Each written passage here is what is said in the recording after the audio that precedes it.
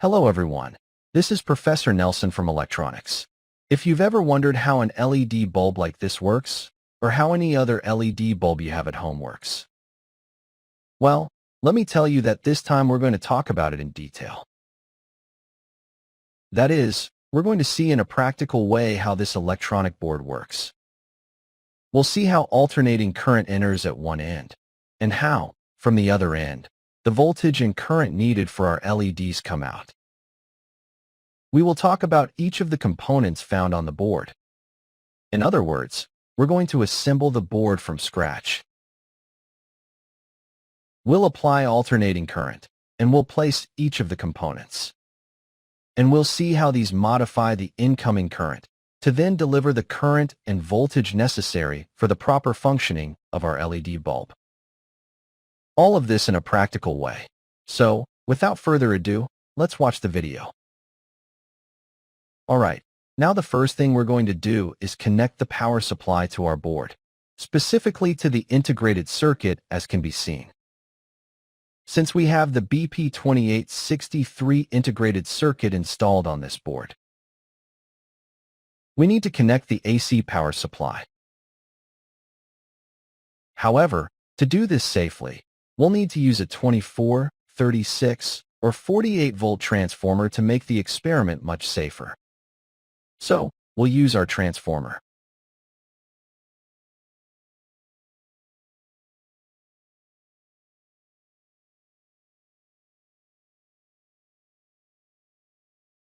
Okay, now let's look at the signals with the oscilloscope. First, let's look at the alternating current signal being applied to the integrated circuit.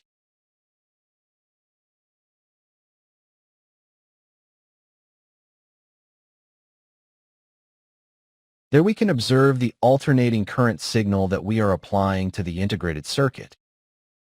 However, this signal is being applied to pin 1 and pin 7, but then we don't know what else happens inside the integrated circuit. To find out what is happening, it is necessary to obtain the internal diagram of the integrated circuit. Here we can see that alternating current is being applied to these 4 diodes. These 4 diodes form a diode bridge. That is, it's the same as this component or diode bridge. What a diode bridge does is convert alternating current into direct current. We can see that we have a negative output and a positive output. Therefore, the negative terminal would be GND. The positive would be HV. And in the case of the integrated circuit, we have negative on pin 2 and positive on pin 6. Let's see what kind of signal those pins deliver.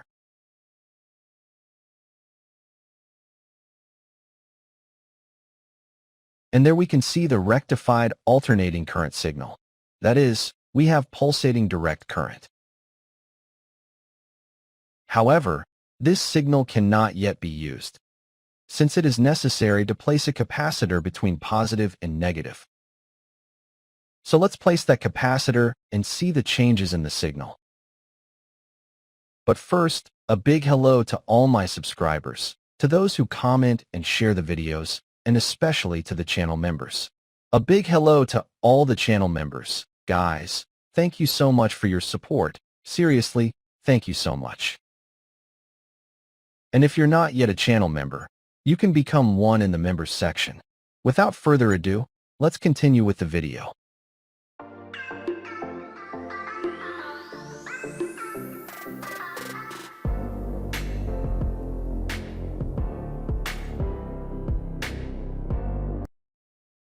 Very well, once the electrolytic capacitor is installed. The capacitor is 2.2 microfarads and rated for 400 volts between positive and negative. Let's see if there's any change in the signal we saw earlier.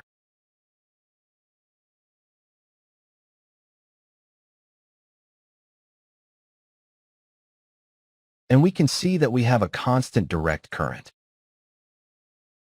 We no longer have those pulses we had before. Perfect. This means the integrated circuit is now powered. So let's see if the integrated circuit is working. To know that, we would need to have a square wave or PWM signal on pin 5, which would be applied to the LEDs. Let's see if the integrated circuit is already working under these conditions. And nothing, the integrated circuit isn't working. That is, we need to install the coil first. Here we have the coil, so let's install it.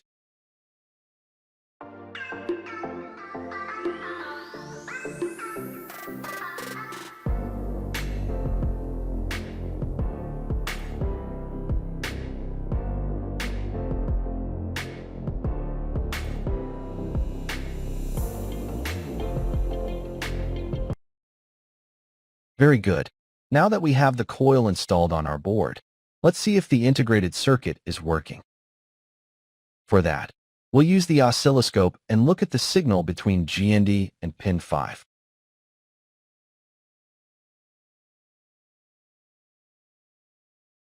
If the integrated circuit were working, we would have a square wave or PWM signal on pin 5. However, we have a stable DC current. But let's look at a higher frequency. And there it is, our square wave or PWM signal. However, you can see that the pulse width of the high state is quite wide. This means the voltage to the LEDs would have to be quite high. However, let's look at the signal on the LEDs or at the output of our electronic board. These would be these two terminals.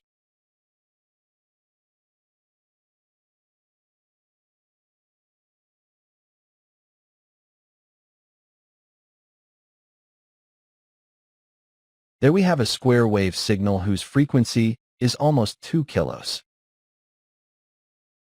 And we can see that the signal is similar to the previous one, only it is inverted.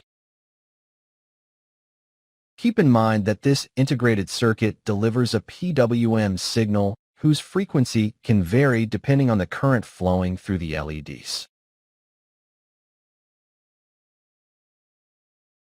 The current flowing through the LEDs is controlled by this resistor, which is connected to pin 4 or pin CS. The resistance value will determine how much current will pass through the LEDs. And this is the formula used to calculate that current.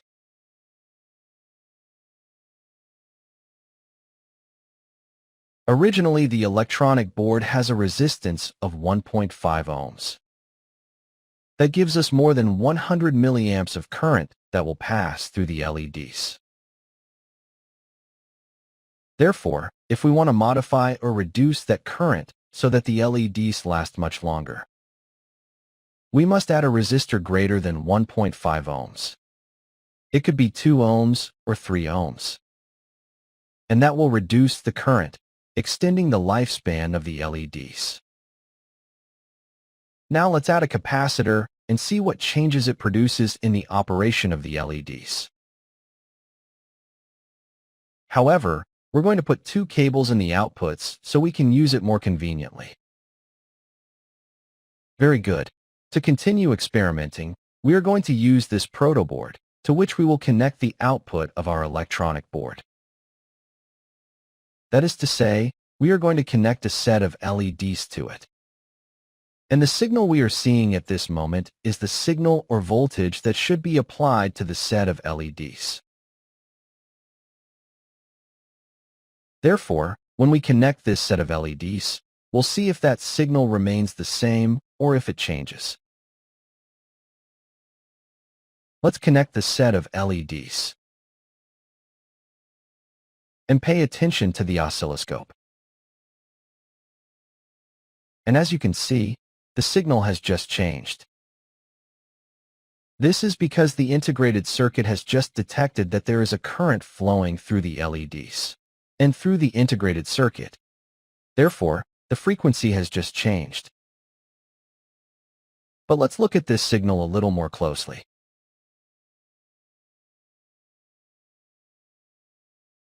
There you can see that there is a square or pulse signal.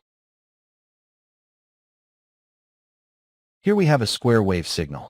Now let's look at the frequency of this signal.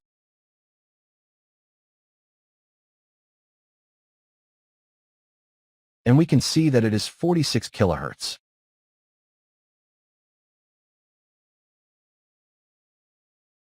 Now let's see what happens to that signal if we connect a capacitor.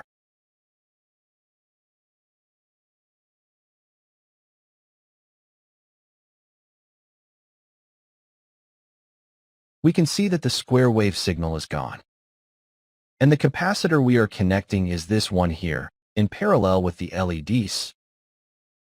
And thanks to it, we don't have those pulses. However, now let's confirm that this integrated circuit can generate a signal whose pulse width can vary. And how do we do that? Well, in the following way. Very well. Now to confirm that the integrated circuit delivers a PWM signal on pin 5. We are going to take the measurement precisely on that pin with the oscilloscope. At this moment, we have a square wave signal. There we have the square wave signal whose pulse width, in this case, you can see is quite narrow. To demonstrate that the pulse width can vary, we'll modify the output voltage. That is, we'll reduce the output voltage using a Zener diode. This is a 15-volt Zener diode, which will connect in parallel with the LED array.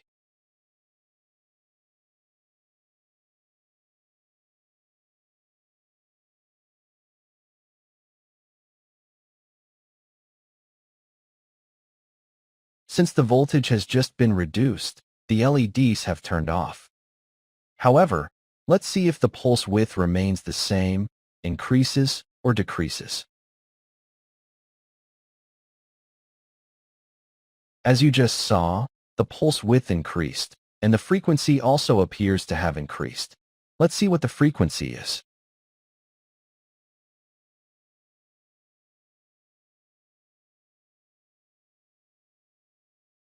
We have a frequency of 83 kilohertz. Now let's see what frequency we get when we remove the Zener diode. We can see that the frequency has also changed. We have 51 kilohertz. Therefore, in this way, we confirm that this integrated circuit delivers a PWM signal through pin 5, whose frequency can vary depending on the output current and voltage.